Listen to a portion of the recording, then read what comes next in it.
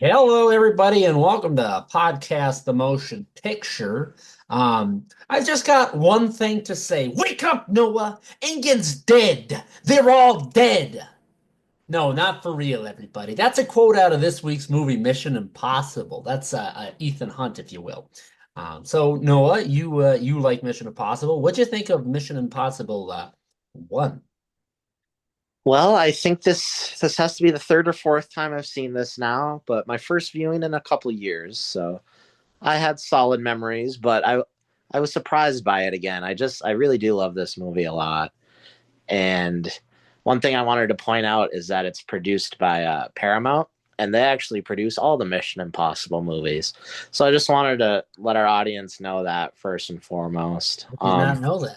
Wow. I watched it with my parents just earlier today, and sometimes it takes a really good movie to hold their attention, and their attention was held throughout the whole thing. So yeah, I had a nice watch of it earlier today. Very nice. Yeah, I have seen the first I think just the first act of this movie. Um for those of you who haven't seen it, go watch it, but here's what's gonna happen in it. The first act of the movie, they got a nice little Mission Impossible team put together to do impossible missions. And there's a betrayal in the team. Something goes awry. And Ethan Hunt, with his shoulders drooped and his head held low, heads into Mission Command, a young Henry Czerny, in which there he realizes everybody's kind of turned on Ethan Hunt himself, Tom Cruise. And that's the point where I've always stopped watching. I don't know why. I think I've done it twice and gotten to that point. I think I just was the themes of the movie were a little too slow for me as a kid growing up, so I didn't quite click. But this time we got there, and I was like, I don't know how that ever happened because the action's good up to that point, the writing's very good at that point. Everything's good after it as well, but yeah, I don't know why I wasn't held or wasn't amused, especially because everything after that, I feel bad for myself, was fantastic as well. Whereas Ethan Hunt goes down this, what will be the first of seven rabbit holes of being betrayed by his employer. Like that. Yeah, happens to him a lot, doesn't it? Something about the Mission Impossible movies, I love them all. The only one I haven't seen is number two. Love all the ones I've seen, even the ones I don't love as much. I just want a Mission Impossible movie where he shows up to work, does the job, and everybody trusts him. Right, right. How many Yeah, times? Seven times now. Seven times now he has proven he's not the bad guy. So yeah. why? Why is there now an eighth movie where he has to prove he's not the bad guy? No, you're right. That is a very common theme. I thought of that today too. It's really crazy and kind of special that this movie came out in 1996 and we have its seventh sequel, eighth total movie coming out this summer, Hmm. and with the same cast. How often does that happen? I mean, never. So I don't know. I was really impressed by that. I was gonna say something about these movies I've always really loved is and each time there's a new movie, it always seems like, yeah, there's reoccurring cast members and whatnot, but there's always a good swath of new people in there. Yeah. Then they Yeah. do, whether it's like Alec Baldwin, shouldn't have said that name, but he is really good in these movies once he gets there. And, Yeah. Ilsa Faust when Rebecca Ferguson's there, when Benji's introduced. Yeah. The cast of characters is always really fun. And even the villains, like Philip Seymour Hoffman in 3. And I agree. There's a lot of really memorable characters for movies where the plot, I don't know, the plot of these movies is always kind of second to me. Hmm. Like the action and the intrigue and the direction, kind of the technical aspects of these movies are first and foremost, rather than I know exactly what's going on all the time. But I don't know, I think this movie is fairly easy to follow. There's a knock list. People think Ethan's a bad guy, Yeah. that's all you need. And yeah, I gotta say, I was conversely to your point, dude, when I watch Mission Impossible movies, the plot is always top of the list for me. And I think what makes these movies such a high level, these are awesome, for me at least, is I'm loving the plot. And then the second of it all is all that technical level and the stunts. And it's just what a treat we get. Really cool plots, and then yeah, Tom Cruise hanging off the sides of planes just because he can. right. And that's not to say the plots are bad or weak or anything, but yeah, that's never what I am watching Mission Impossible for so much. And even the character work, like we were just talking about, there's nothing wrong with the plot or story of this movie or any of them, except for maybe number two is probably the weakest one. But yeah, I just think of like, and maybe we shouldn't speak too much on all the movies because maybe we do the other ones. But I when think I we think of like will. Ghost Protocol, I think of the tower. I don't really know the story of that one so much, and yeah, but I think the best one's Fallout, which and that was the one that really got me into Mission Impossible in a big way. But Hmm. comparing this movie to Fallout is just really interesting because this is a directed by Brian De Palma, like mid '90s, just like not political so much, but just thriller intrigue movie. That's by the helicopter chase through the tunnel at the end. It's not really grounded anymore, but like it feels kind of grounded compared to the other films in the franchise. I thought. Very grounded. And I will say the other movies, they do a good job of when they kind of start stepping beyond what has happened in reality and what historical things might happen. They do a very good job, I think, of explaining why those things are happening and how they're happening. I think about in Fallout, spoilers for those of you. In Fallout, the movie, the villain has this plot essentially to nuke this very large dam, and that way the radiation will poison a bunch of water and thus kill like a third of the population out in well, wherever the heck they are out I don't know, Tibet, somewhere out there. Yeah, Essentially just try to kill off a whole bunch of the continent of Asia. I love that plot. I love the writing of it. I think it's fantastic. But yeah, that's not really something that I foresee happening. yeah. But who knows? A lot of time left in 2025. Uh, I have actually a list here. I'm not going to go through it yet. I'll save it for the towards the end. I have a ranking list of all the movies, and I'm hopeful Okay. should we come back and do more of these, it might change a little bit more. I'll When I finished watching this today, I was like, man, I want to watch like the rest of them right now because I do love these a lot. So yeah, they Mission Impossible one definitely. Like I said, I'd seen the first 40 minutes twice before and just never finished it. So I was very much thinking like, yeah, it's going to be more bottom of the list for me. I would say it is higher on the list than I thought it would have been. It's fantastic yeah, for these movies, and to compare to something here that I'm sure I'll probably be bringing up a couple times. Um, what do you call it? James Bond movies are these seem to be the American version of Ian Fleming's James Bond character. I love it. I think it's a fantastic spin on spy movies to where the British have this very well put together man of intrigue and respect and decorum and just can do it all James Bond character to where there's just this American spy who's just constantly like improving, trying to figure it out. And like, I don't want to say he has like a brute way of doing things, but he just very, he does it very well. Everything he does very well, but it seems like as many times as Ethan Hunt and his team comes up with a plan, it's like, uh-oh, now we got to come up with a new idea.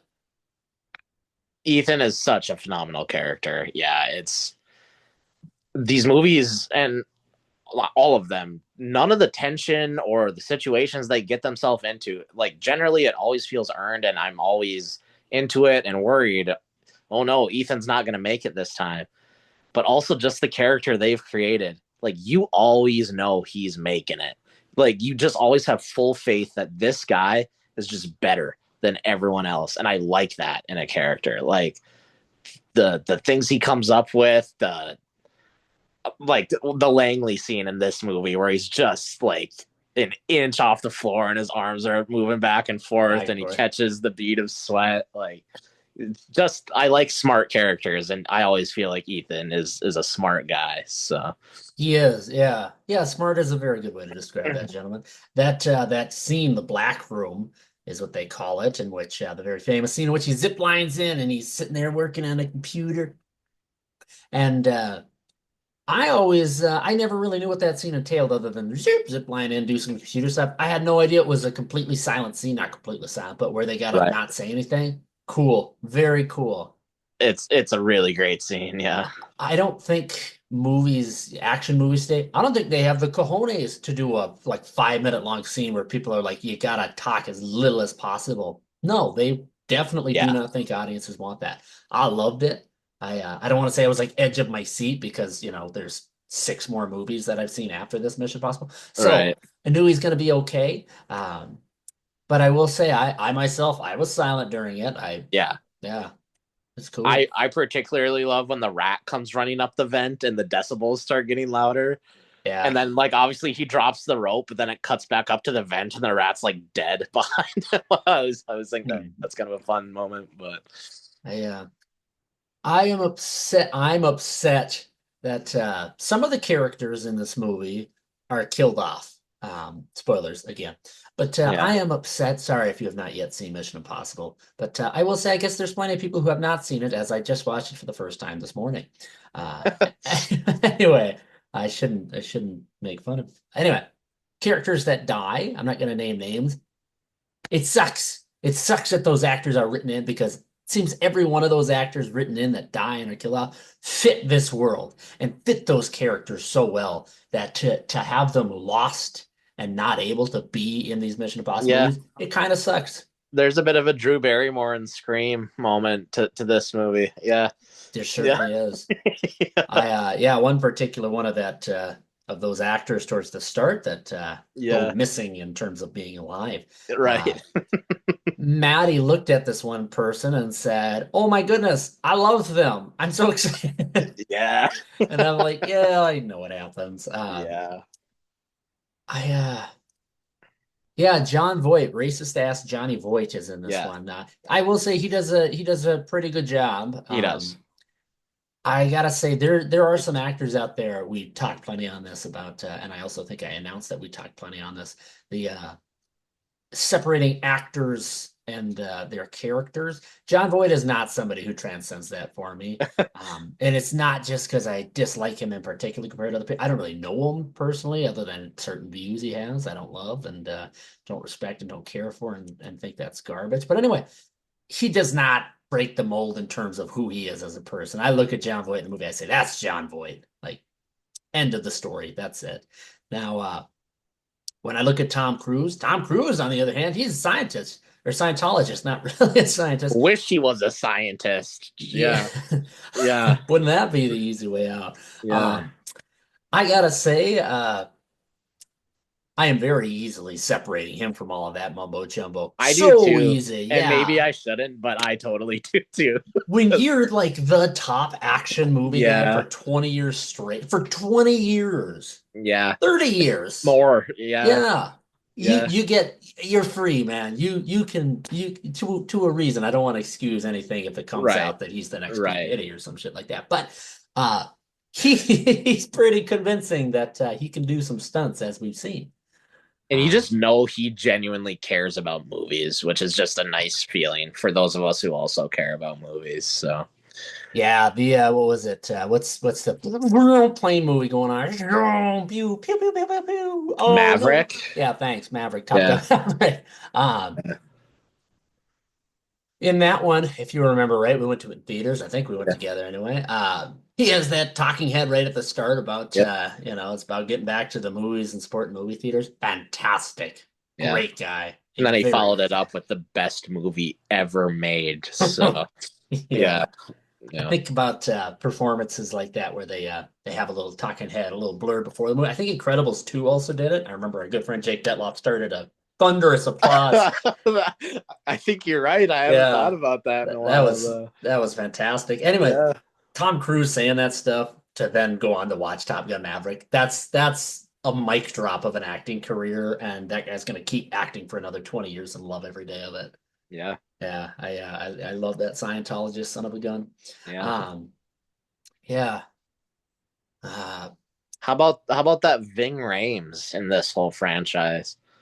dude, I don't want to get into the whole franchising and whatnot because like we do got to save ammunition in case we do the other Oh, ones. I had no well, idea. I've seen well, them first 40 minutes. I never knew Ving Rhames was in it. He popped up. I was like, no way. he brings such a different element to these movies, this movie in particular, um, of just pure good. Like where everyone else, you know, Ethan's done some shit he's not proud of in the past, like blah blah blah.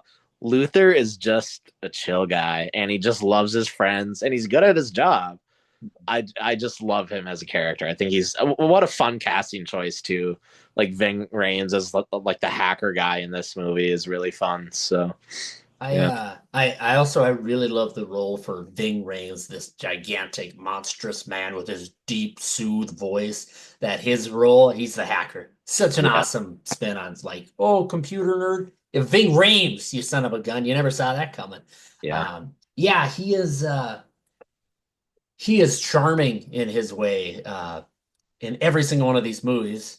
I don't want to get in each and every one of them. Every single one of them, every time he shows up, it's like breath of fresh air, relax. Nothing bad's really gonna happen. I swear to God, if we get into that next Mission Impossible movie and he's killed, I'll riot. I'll riot. That guy is like a top 10 just out there actor for me, where like you never think about him and then he shows up and he does his job and it's great. Yeah. Yeah, Beyond that would words. be pretty devastating. So I'm with you.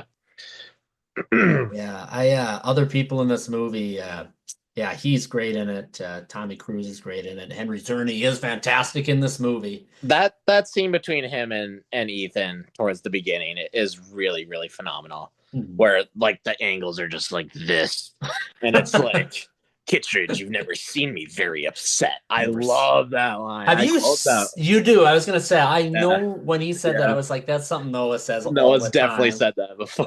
Yeah, When yeah, yeah, uh, um, nah, him throughout the movie is very good. That opening scene for his character is I think his best scene in the entirety of the movie. I'm yeah. excited to watch that new one that he pops back up in. Because Uh, he wasn't in it from 1 till 7. They just brought him back, so Yeah, crazy. that's something really cool about these movies. Yeah. I just love. I'm curious if other franchises would ever do that. I guess Fast and Furious brought back that Tokyo Drift character. I think Han Solo, I think is his name, right? okay, if you say so. I think there's a Han Solo in Tokyo Drift, but it's spelled like Seoul, South Korea or something like Yeah, that. cool. Yeah. I Yeah. guess speaking of Han Solo, I guess that's another character that they bring back who wasn't in the franchise for like 20, 30 years. So Sure. here's one. Like, is Star Wars the only comparable thing to have like the same actors in a franchise 30 years apart? How often does that happen? I don't I'm having trouble thinking of an example besides Star Wars, honestly. I'll say I don't know if there's really a franchise that's 30 years old or 40 There's years old. I mean, there's not Hey, many. There's Halloween. Look at that. Halloween. They good. brought back That's a good one actually. They did. yeah, your Sheriff Lee Brackett even. He hadn't been in a Yep. movie for even more for like 10 of those movies he wasn't Yep. around. That's a good one. One of them was Annie. Oh, Dude, I'm pumped to do Halloween this fall. yeah. Didn't get much a chance last year. So yeah, I think couple other things in this movie out of particularly another character. I don't know the actor's name. The French gentleman, Leon the Professional himself. Cool. Jean Reno. Yeah. Oh, oui, Yeah. oui, yeah. Leon. Mm. He's pretty phenomenal too. We were looking at him, and Maddie was like, "Who is he? Is he the French guy from Inglourious Basterds?" Like, no, that's not quite right. She's like, "He's somebody." I'm like, "Yeah, you're right." She looked it up. Yeah, she had it. It was Leon. Uh, Guy's awesome. I love the again, spoiler. I love the twist that he was around the whole time. Yeah. That's great. I knew the twist obviously is there. That yes, it's somebody obviously in the picture on the team. Pretty obvious right from the get-go. It's like Jon Voight's not like the others. Yeah. Um uh when they're doing that, like and Ethan's piecing it all together slowly. I also love they don't do this in movies where when the protagonist and the antagonist are together, the protagonist is figuring out the antagonist is the bad guy. That like Ethan doesn't say anything really. Like he's pretty, it's not I'm really glad opening up. yeah. I'm glad you brought up that scene. I think that's such a cool way of doing that. It's very Like unique. it's respecting the audience. You're watching Ethan figure it out while he's Mhm. still like lying to Jon Voight. That's a really cool way. And Ethan figured it out when he sees the stamp, Yep. which then like the script rewards you by like telling you that later, like Mhm. way later. But like if you're smart and paying attention, he's figured it out already. I'm Mhm. with you. I think that's a really cool way to do that. Yeah, this is of all the movies, I think they're all very well written. Of all the ones I've seen, because I have not seen number two, I'll say. I think I already said that. Anyway, this one, out of all the well-written movies, this is, I think, the smart written movie for it all, where it's like they Yeah. pull out all the stops for plot points, it seems. Nothing's just thrown in there. Everything else seems kind of simplified as time goes on. Not in some terrible ways, just just easier movies to write. But this one I think takes the cake in terms of they challenge themselves. Yeah, I agree. Yeah, the original Mission Impossible show, is that from the 1960s? 60s, yeah, it sounds right. Maybe 70s. I've not seen it. I don't know, but I have not too much either, although, I guess I'm gonna go ahead and I think I'm free to speculate. Television shows from the 1960s, not very graphic, not not very great. extreme. Yeah. Um, very, very calm, very relaxing, I'd say. I guess we watch them at the old folks' home a whole lot where I live part-time. Anyway, why do you think this is the first time there's a movie franchise that takes an old idea, makes it a movie? Like, had that ever really happened? I guess Star Trek, but that doesn't really count because it's same universe characters. Those movies came out like 10 years after the show was done, Yeah, or and at again least though, am I wrong though? Was it not that they just used the actors from the show into the movies? I mean the Adams Family, I think is an example of that.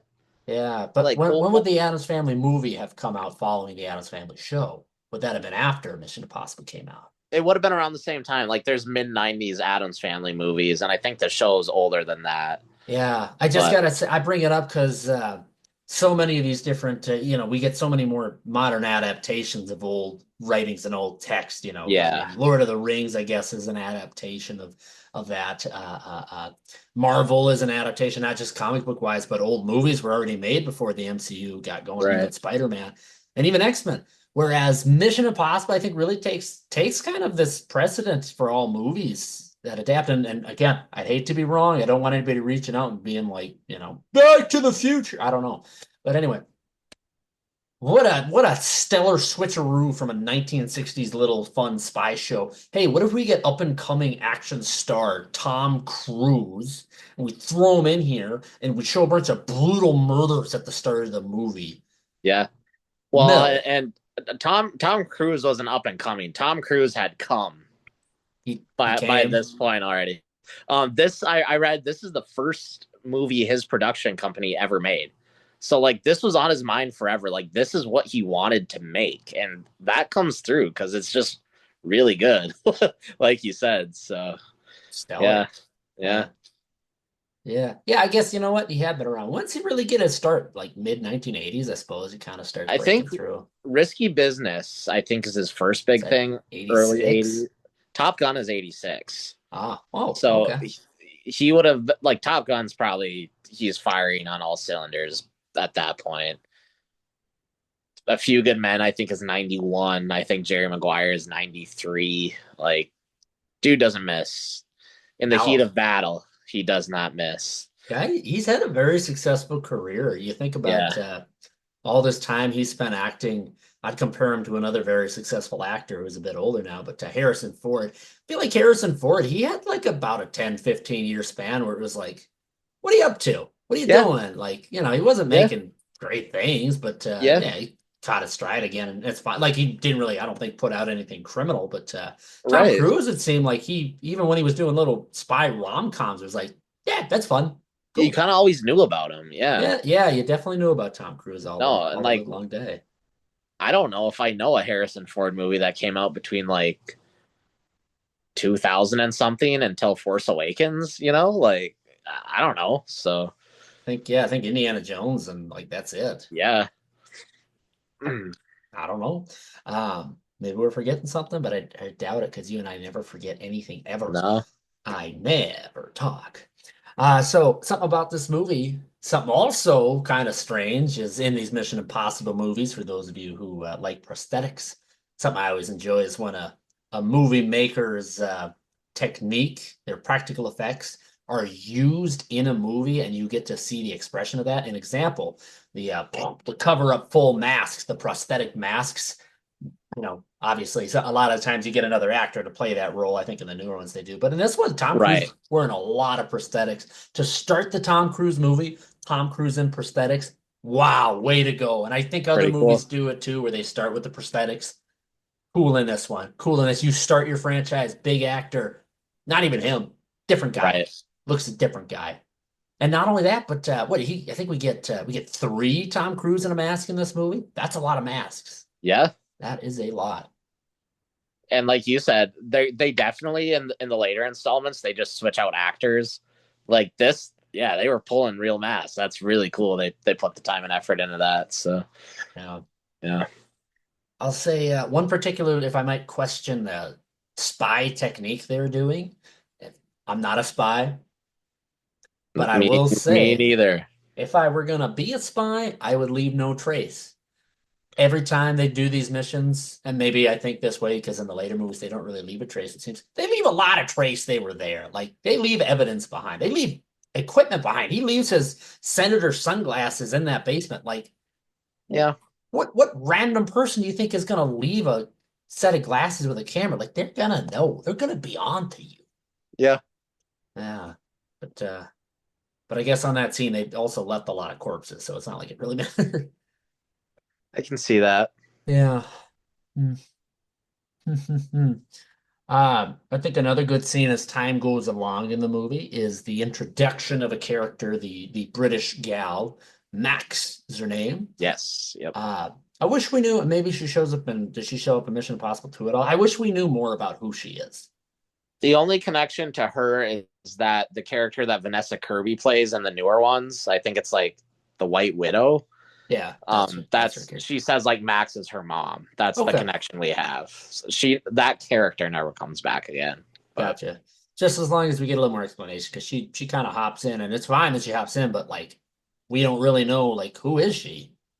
She's just it's it's such a like Ving Rhames is the hacker. Well, here's this like elegant British woman as the arms dealer too. Like hmm. that's just really lovely to subvert expectations a little bit and pull it off. So I did do it a long time ago. And it's yeah, also strange that that technique is done so well in that movie, and the movie's so successful, only to not really ever be continued. yeah.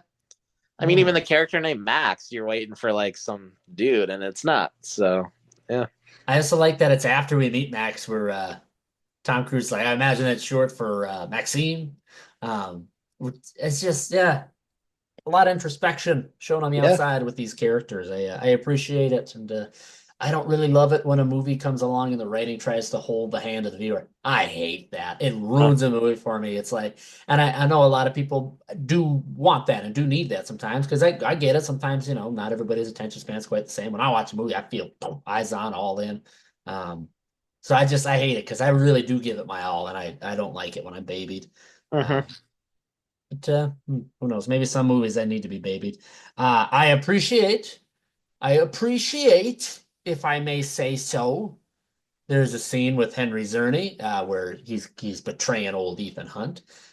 Ethan takes his little stick of gum. You haven't even seen me mad, and then boom, blows up the aquarium. One of the coolest, probably the coolest running shot of Tom Cruise in a movie where he's outrunning the explosion of the Yeah, the water pouring after him. yeah. Fantastic. Fan-flippin-tastic. I also think if you look, you can see like a turtle in the water at one point. I was like, ah, Now they noted a lobster up in yeah, there. the lobster, yeah, perhaps, yeah, Uh, I don't think that was Tom Cruise's lobster, if you catch my reference. Um, let's see here. I've got my notes here. I'm just reading through them for all of you wondering why we've got this dead air. It's not really dead air if I announce what I'm doing step by step. right. Just Something cool. constant noise. If you stop making noise, we lose the algorithm and we're taking off it and we're putting a trash can, and that's where we live. So never stop talking. All right, so something fun about it all. The sleight of hand magic that we get from Love Ethan that Hunt. scene. Love that scene. Yep. Ethan Hunt, he's got the floppy disk and the downloaded drive of the knock list that has all the agent names on it. And Leon the Professional's like, you're not going anywhere without this, to where Ethan Hunt pulls out his own. He's like, nah, you don't even have the real one. Let me show you what I do. And then he does a bunch of hand magic, only to reveal he never actually did the hand magic, and Leon the Professional was holding the real copy. Great reveal. And then you get a nice little like chuckle from Luther too. Hmm. That's a really fun scene. There's like very brief moments of humor in this movie that are really nice and that I need to fully enjoy a movie. What do you do? That does remind me the worst part of this movie is Claire, right? The French girl. How do you feel? And maybe not her, but like her and Ethan's relationship, I don't like at all. What do you think about I that? think her character is very, very lacking. There's not really a whole lot going on for her. Like even they keep bringing up that she and Jon Voight are married and that like there's this grief. Like I don't believe that there's grief or sadness for a second. I don't think she Uh, cares at all. And another thing, I don't think it shows all too well because when you get that actress that looks like Claire and she's married to Jon Voight, who is a Midwestern too, it like that really just just doesn't make sense. It like immediately you're just like, what? Really? And yeah then he just fucking shoots her too. Like yeah like I'm always ridiculous. like, I don't know. I don't like her role in this at all, and that is, I think, my biggest complaint with this movie. And I don't understand why he would shoot her before Ethan. Like Me you neither. have the drop on Ethan. Even You even have to turn the gun to shoot her. That's yeah, such a not. Why would a spy, Wha- a trained killer, do that? yeah, Like Ethan's your threat. She's not going to do anything to you. She's compromised. He's not. yeah. Just weird. My mom was just simply asked like, why did he shoot her? And to be honest, I couldn't tell her. I don't know. I don't know why he did that. So yeah. I can hear your mom. No, I quoted Norm. I went, "Oh, he sounds like a real jerk." Yeah. That's funny. Uh, Uh, yeah, yeah. No, she's not a great character. She's not.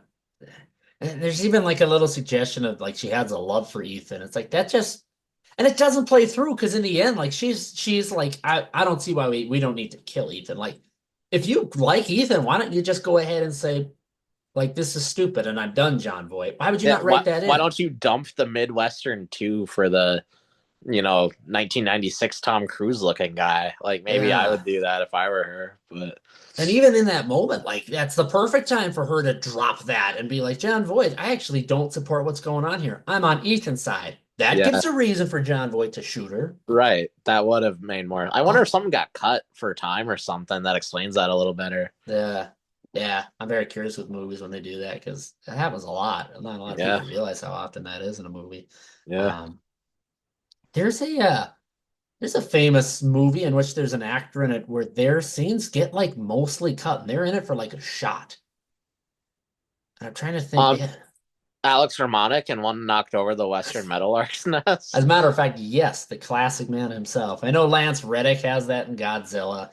I know who Mads Mikkelsen has it in Once Upon a Time in Hollywood. There's a legitimate like character, big name character who's in a movie, and they like came out in interviews like I think they were like even shown and I advertised.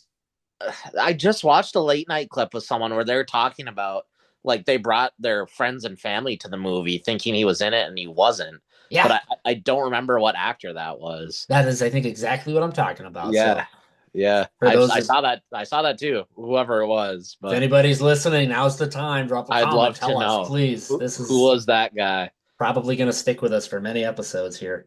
Um, Another thing about that whole little sleight of hand magic trick for old Tommy Cruise hands it to Ving Rhames, Luther, and Luther's like, "Why would you give it to me?" It's like, "Well, I trust you." It's like, cool, cool, very simple bit of writing. Like he just knows he's a good guy, and it doesn't need to be a big like, "Well, actually, because I saw you do this and that," and he's just like, "Nah, take Yeah. it. You're not the bad guy, Luther." Yep. Also, cool line at the end is what they refer to themselves as disreputable, and Yeah. and Ethan turns to Luther and says, "They're always going to see you as disreputable." Yeah. Freaking amazing! Yeah. The goodest of the characters in this movie. Nah, they're never going to see you as a good guy. Like you're always going to be a little bit off to them. Yep. No, Cool. their dynamic is so great. Mhm. And then they add Simon Pegg to it eventually. Like it just keeps getting better. Does he show up in number three? Is that when he 3. arrives? Yep. Yeah, I was gonna Yep. say. It the first two movies I think I never had too much of interest, watching them because I think I started with number three. Haven't seen it in a long time. Started with number three. So to me, a movie without the three guys is without all three of them, it just never seemed like a Mission Impossible movie, but I get it now. I'm in now. Yeah. 2 Yeah. is not impressive. Like maybe watch it so you can say you've seen them all, but it's directed by John Woo who made like Face Off. And Oh, sure. it, Yeah. it has like that kind of way over the top like doves flying around, slow motion, sideways gun vibe.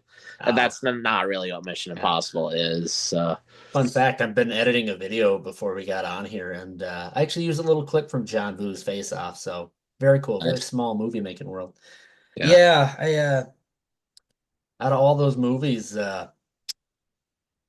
that's one that I've never heard good things about between all you fellas talking about it. That's one I've always known, and yeah, I think there's not really a ton of different styles after what number after number three. Like they kind of start to blend together. The look certainly five, six, and seven. Are they all Yeah. five, six, seven directed by same guy? Yes. I think Yeah. those are all Christopher McQuarrie. And I think he's doing 8 too. Hmm. I Because 3 is JJ and then 4 is Brad Bird. I was gonna actually say the something I think is interesting through the movies is there's a bit of a small time jumps between each of the movies, four, five, six, seven. Like time, they get closer and closer to the release because the movies become more success. One, two, and three, I think they're each what 5 year differences. Yeah, it's 96 to like 2000 and then like 2000 to 2006 or something. So, Yeah, yeah, crazy amount of time for a franchise to have between movies for where real. And nobody's it's still expecting a going. sequel. Yeah, Yeah, yeah. yeah. It's a one of a kind franchise. It is. It's Definitely, it's its own thing.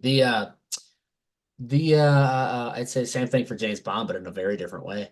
Um, very less successful kind of way in my mind. Anyway, the J.J. Abrams thing I was going to bring up, the very cool that in that third movie, there's like a big switch in the look of it all. And I think yes. J.J. Abrams doing his Yes. thing where everything's very vibrant, I guess, in colors, very Yes. fruity in color. There's a lot of Very shiny. Yeah. yeah, a lot of flash and flare.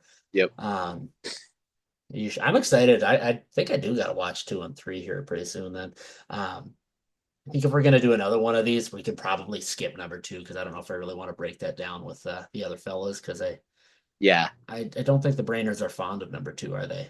No. I No. would have things to say about it, of course. I have things to say about everything, but yeah, it wouldn't be the most interesting discussion.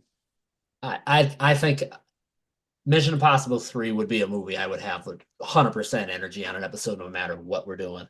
And that's the Um, one I've seen the least too. So I would like to see it again soon. I think I saw it once before I turned 10. Like that's how long ago it was for me. Yeah. And I know I liked it. I know I loved it. That was a movie, that and War of the Worlds, that like my dad would just bring to the cabin and like we would watch War of the Worlds a lot, but never would we actually watch Mission Impossible 3. Yeah. Um, I do remember Philip Seymour Hoffman so well in that. Like he's just yeah, his ass off and he's so scary in that movie. that is in terms of movie villains, Sauron, Darth Vader, and Philip Seymour Hoffman in Mission Yeah. Impossible 3 are formative people in Yeah. movies. It's a role that I know growing up, I did not like to see Philip Seymour Hoffman. I did not like Right. looking at it because I was like, that's a bad guy. That's He's a bad actually guy. scary. Yeah. Yeah. Yeah. As a kid, like I saw that movie, and I'm sure I probably should have Yeah. seen it. But when he died, I think if I remember right, I think he died on my birthday. Um, Wow. yeah, when he died, I do believe it was my birthday. When he died, I remember thinking to myself, like, oh no, like that guy was a good actor, but I realized I never actually watched anything that he was ever in. Yep, he died February 2nd, 2014. And I knew him at that point as the Hunger Games guy because he had just been in the Hunger Games, which came out in Mhm. 2013. So, like, Yeah, that's what I thought of. But yeah. I did like him yeah. showing up in those Yeah. for And that. since then, I've seen, not to turn this into a Philip Seymour Hoffman pod, but I've seen 30 movies he's been in now, and he's literally one of our greatest actors ever. Like, he is phenomenal. So, Hmm. Yeah, certainly. Does he have a kid that started acting, I believe? I think he does. He's got does he? a little Nepo baby. If he Let did, me I didn't know that, but let me I Google believe him. you. Will Seymour Hoffman. Kid. Cooper Hoffman. Cooper Okay, that Hoffman. sounds familiar, maybe. Licorice Pizza. He was just in the Saturday Night Live movie, a movie called Old Guy, and then a Okay, movie called so yeah, Wildcat. for Small ones, sure. but yeah. Yeah. I think talking about the time of these different movies, who's in them and whatnot, I think the cast of Mission Impossible 1 perfectly reflects a 90s movie. Have these really Yeah, cool big names, not just because they're the big names of the 90s, but like even the smaller cast, where it's like these all look like normal people, like not normal people, they're all very attractive people, it seems, but they all like fit in as normal people with normal roles, and nobody has some big out of this world, like no drama to their characters. They just are in this world. Yeah. Such a 90s thing where there's not like somebody with three lines. It's like, oh no, I'm looking at death's door and I've always been in love with you, Jonathan. It's like, who that? What's going on here? Like, Yeah. no, no, I no carnival. feels like that's Brian De Palma a little bit. Like I think he made the movie Heat. Or no, that's Michael Mann. De Palma did some other like really famous action movie around this time. I forget what it was, but I think he also made Carrie like in the Mm. '70s. Just he's just like a director's director, and I don't think he's putting any bullshit in his movie. Like he knows his vision and he's going for it. So Another Brian De Palma 90s movies is shoot, I just scrolled past it. Son of a gun. Timeout. It is Carlito's Way. Carlito, man, Oh yeah. you ain't never gonna catch me sitting in no chair. Man, he's got quite a career, this De Palma fella. He did Yeah, Raising Cain, Snake Eyes, Mission to Mars, Femme Fatale, The Black Dahlia, not to be confused with The Black Diarrhea. Um, that's what I have when I eat at Raising Canes. Am I right? Uh, yeah, he doesn't really have a lot of movies following Mission Impossible. That's weird. He does Mission Impossible. He does a few more for the next 10 years, and then 2007, 2012, 2019, and that's it. yeah, Queer. Odd, odd, odd career. yeah, but a good one. Yeah, it's a good movie there. Yeah, Um, yeah, back to business at hand here. Um, does Jon Voight, does he show up in another one of these? Is he no, number two? No, he's no. just gone. Okay. Yeah. And I don't think Did you he's see when the helicopter smushed him and drug him across the railroad? I it looked like his well, I saw that part, but it looked like his body was suddenly gone from that, so I wasn't sure if we just wrote him off. Uh, I'm back in those days, people died when that thing happened. Nowadays, it's like they came back stronger and as the Red Hulk. So I don't know what to believe. I yeah, yeah. I'm waiting for Rebecca Ferguson to show up in the next Mission Impossible movie. Fingers me, crossed. me too. Yeah. Me too. When did she really come into the movie scene? I know she's been around like a lot of actors. Was it Rogue Nation is when she kind of had her big drop in? Yeah, she Is she was in is she in Rogue? She is, right? yeah, it's her first one, Yeah. yeah. Then I don't think she's in the fourth one. No. So yeah, I think that was her big announcement to the film world in general. So Yeah, because after that, I mean, she's in a ton of things. She was Rose the Hat and Doctor Sleep. she blew up. She Yeah, did. She's great. It makes me sad to think if she's probably not going to be in another one of these, of course, yeah, for no particular reason. Anybody who hasn't seen the movie. Anyway, yeah. To you, is this your favorite set of spy movies? yeah, yeah. Yeah. I mean, you know me. I've to this day I've never seen a James Bond movie. Hmm. I enjoyed the Austin Powers movies, which you introduced me to, but like past that, I mean, what else? I haven't seen any of the like. Is it Jack Ryan? I've never seen any of those. It's not a genre I am like well versed in at all. So yes, this is one of my favorite franchises. Like period, like hands down. I'm entertained by every single one endlessly. So Yeah. Jack Ryan, I think I have seen one of those. Is Jack Ryan, that's John Krasinski, or is that the television show? Tom it's Cruise is Krasinski. Jack Ryan. It's Krasinski in the TV show. Ben Affleck, I think, is him at some point. I don't know. Chris Tom Cruise. Pine, I think, is him at some point. Tom Cruise is Jack Reacher, is what I'm thinking. I've seen Jack Jack Reacher. Reacher, that's I've never seen those. So, Yeah, that but one that was pretty good. I think there's two of them. I've only seen one. Anyway, yeah, James Bond movies comparatively, I think these two are neck and neck, and that's why, I'm sure just like everybody, I bring them up side by side a lot. I don't think I don't think you're gonna gain anything in terms of like I don't think for you James Bond will be your favorite spy set of movies. Not, there's not a world I foresee that happening. I think you could. I think someday you will watch those Daniel Craig ones. I do too. It just Dude, hasn't happened yet. you are going to love it. It is very much more of a just a slow kind of it's a lot more the plot than the action. The action's there in those movies, but not to the same Tom Cruise degree where it's like, oh, there's a noise over there, full sprint, and suddenly he's got to get there. Like, And I love the full sprinting. I Yeah. do. Yeah. Whereas with Daniel Craig, like if there's like something's happened, he's like, well, I guess I have 2 hours to walk 10 feet and I don't want to be noticed. Like he's got all day in those movies, and he's Yeah. much more a smooth talking spy where he's like just very much nobody can know I am who I am. Whereas Yeah. Ethan Hunt's like, all right, let's give this a plan, and then 15 minutes later, it's like the plan's gone to shit. The Yeah. plan's gone to shit. And that's like I said earlier, like my favorite scene in this movie is the Langley set piece where they're all quiet. Like I love that feature of this franchise. I think they do it better than anyone else. So the Yeah, Henry Cavill fist fight in 6 is probably my favorite fist fight in any movie I've ever seen. So yeah, yeah. Oh, we will be doing those at some point. I'm sure a couple more to yeah. get ready for old Mission Impossible 8. Now they're billing that movie as like the final mission. Do you think so? Tom Cruise is getting old. I He's think looking he's in his old. 60s He now. is in his 60s now. All right, let me check. He's And they are calling it the final reckoning, and I think the producers have so much respect for it. I could actually see it being the last one. However, if it comes out there and it blows open the box office, like yeah, they might do another one, but I'm kind of treating it like it will be the last one. So Yeah, he is 62. I don't imagine if he does another one, he's doing the stunts anymore, really. you're right. Yeah, that's Yeah. tough. I mean, like he did the giant parachuting one and 3, 4 years ago to get ready for the last Dead Reckoning movie. Like, Yeah. it's not something 60-year-olds really do. Like No. anything more, I think, yeah, we'll go downhill. I could see spin-offs Yeah. necessarily. I could see another one or two. I could see him making them 10 movies in total, in which now I think he's going to end up slowing down a little bit and we get some younger people in there doing the stunts more in the Yeah. action. Yeah. I think their plan with introducing Jeremy Renner in 4 was to have him take over.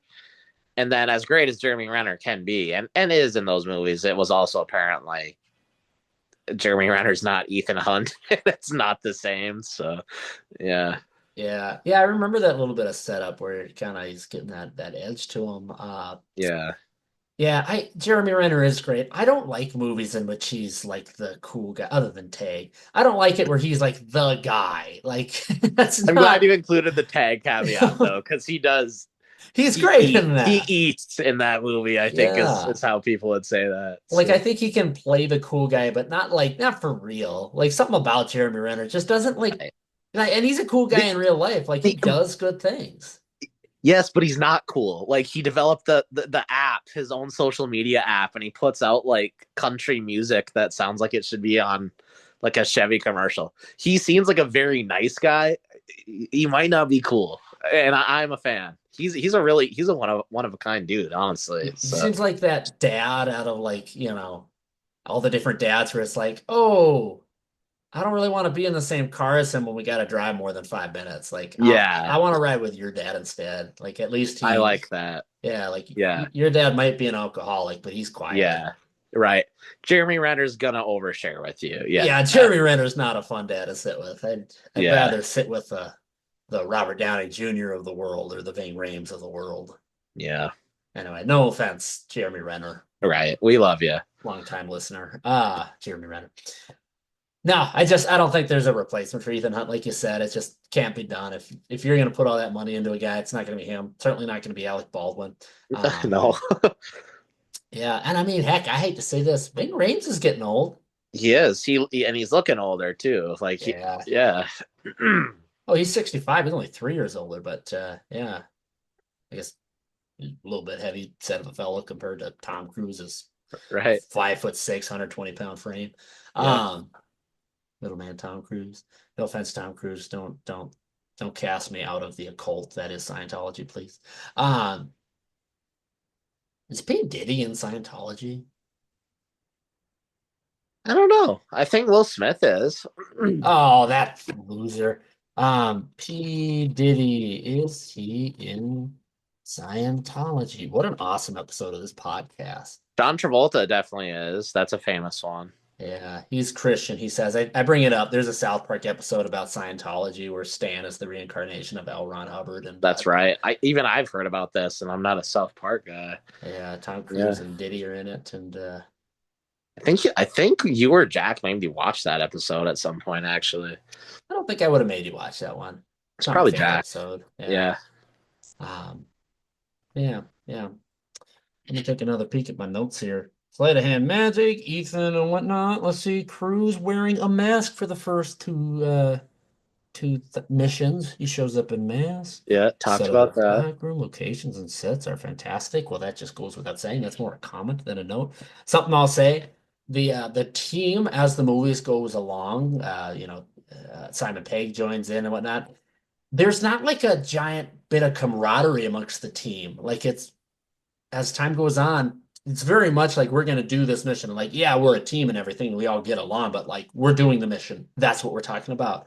The start of seeing the team after that very first mission where Jon Voight shows up and he's got the five members of the original team sat there, Tom Cruise included. Whereas Tom Cruise kind of breaks this professional setting and as you're getting soft in your old age, Jon Voight. Where are they putting you up now? The Hyatt or something? And It's a different Ethan. I got that vibe too. yeah, But the stakes of these movies keep getting higher and higher. So I think you actually watch the character get beaten down, and that makes sense to some yeah, degree. So I yeah, just I'll say it's like you said, you to enjoy a movie like this, you need that little bit of comedy spiced in there to help add. I think Simon Pegg knocks that out of the park in each of these yes. movies. Oh God, Um, but something I'll say is I love, and like you just said, I think very perfectly that Ethan gets beaten down. I do love that bit of camaraderie in characters. I love that very human-esque side in people, and I don't mind seeing them lose it, but I do always love getting to see them have it.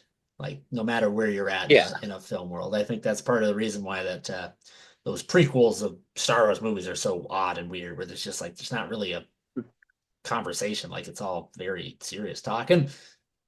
And yeah, and these movies, not that these movies are anything like the Star Wars prequels, very, very not at all one and the same.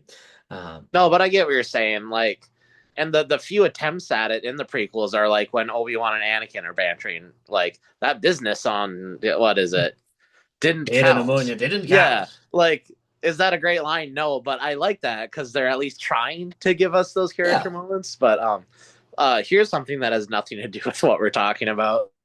I had my right. fantasy baseball draft with my dad yesterday, and I drafted Twins pitcher Bailey Ober. So my team name this year is This Party's Ober, and my profile icon is Mace Windu. So You're just gonna want, win. just, yeah, You are gonna win. That Mace Windu magic's gonna yeah. take you. I think you'll have a new appreciation for that piece of garbage guy. It is. It's a big step for me in our relationship for me to have done that. So I'm Yeah, trying to reconcile with Mace a little bit. that So son of a gun.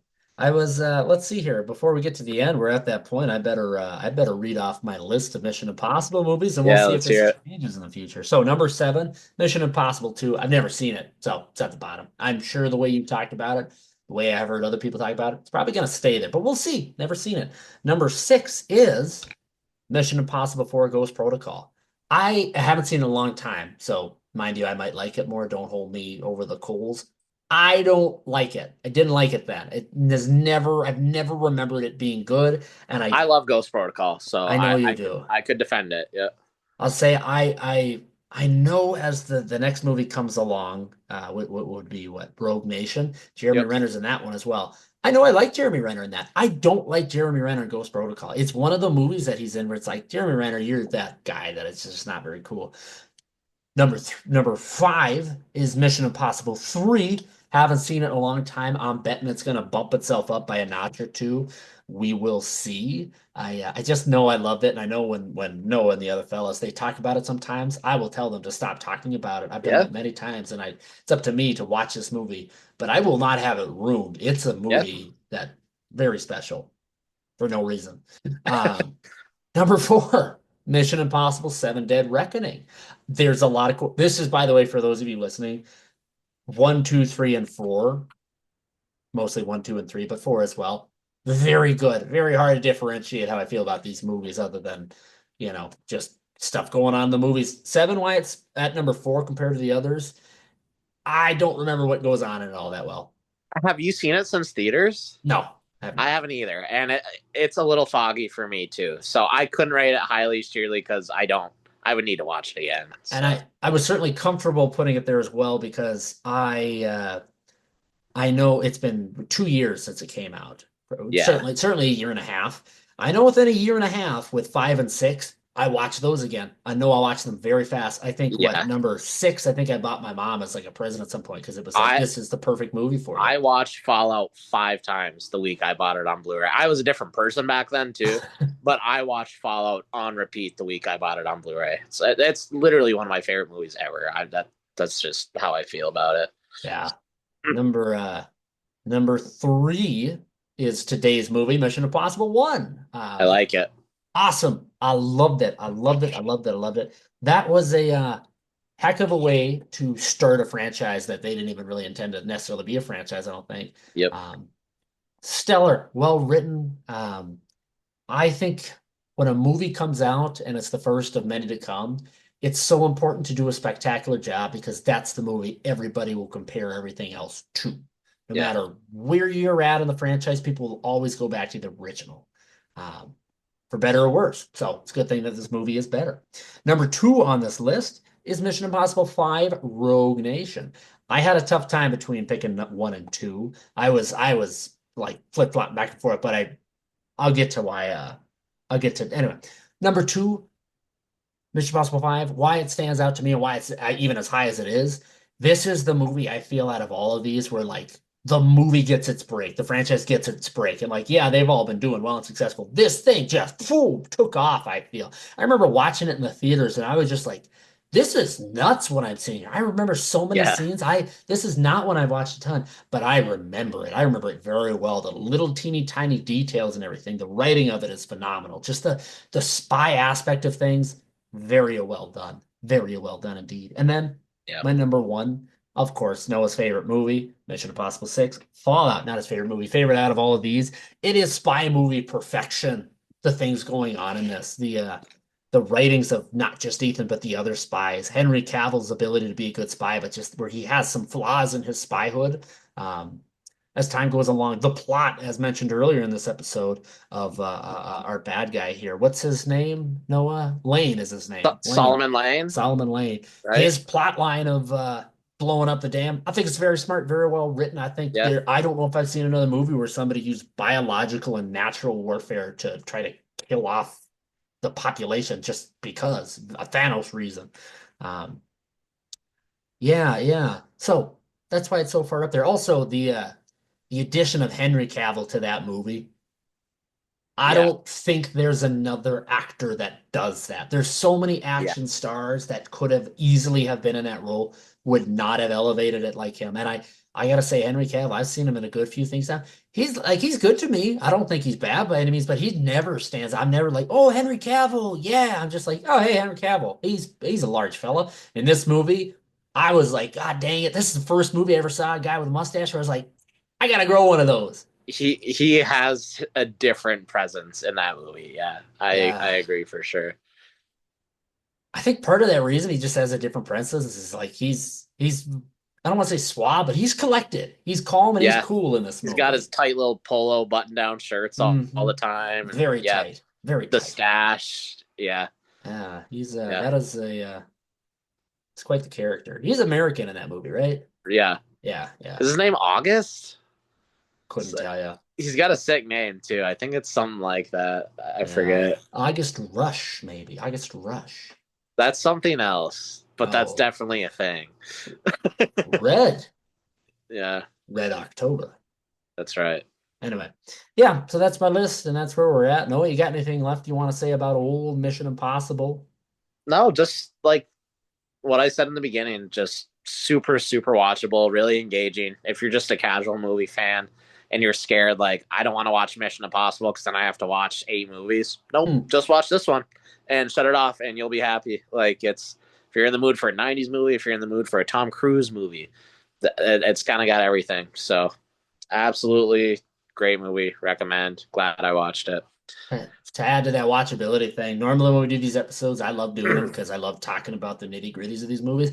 Feel like we did maybe 20% talking about that nitty gritty, 80% of just we like this movie. Yeah. That's how I know it's a good movie. We're like, I'm not trying to be somebody saying stuff. I'm just like, yeah, that was really cool. So Yeah. very good. I think this is a movie for everybody. Yep. Yeah.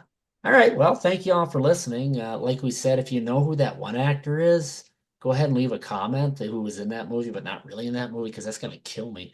Um, Yeah. and good luck to Noah on your season for Major League Baseball this Appreciate year. it. We're Yep. coming up, what is it? March 23rd is Well, this Tuesday, the first two games of the season take place in Japan, so I'm gonna wake up at 5 a.m. with my dad to watch opening day.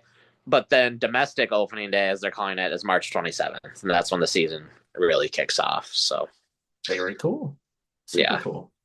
very excited. Awesome. I hope to find a way to be able to watch it, but sports and streaming sports is a treasure map to me, and I never seem Yeah, to have it. to all of us, really. I Yeah. hate it, and I hate that the solution seems to be we'll just get cable, and it's like, no, No, no, no. I am 25 years old. No, why don't I just get a subscription to the New York Times and another Yeah, right, library card? Who the hell right. do you think I am? I'm not getting fucking cable. Yeah, come on. Yeah, Let me just get on my Model T and drive out of yeah. here. Come on, Jeez. guys. All right. Well, thank you all for listening. If you got any suggestions, go ahead and leave a comment. Say whatever you want us to watch. We will actually do it easy peasy and tell people about this as well. Right? If you tell people about this podcast, good things will happen to you. Share this podcast or bad things will happen to 5 of you and your friends. No, that's ominous. I don't mean that. No. All right. Take care. See you around.